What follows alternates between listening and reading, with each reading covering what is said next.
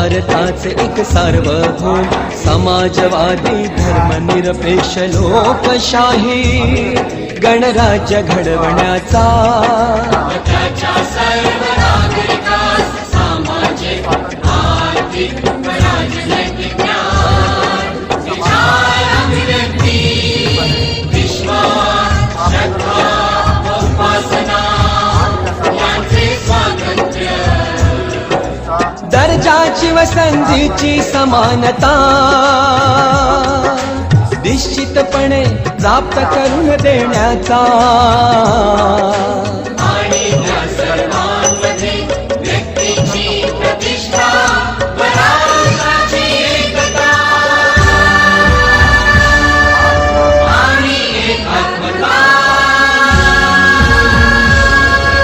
यांचे आश्वासन देणारे बंधुता प्रवर्धित करण्याचा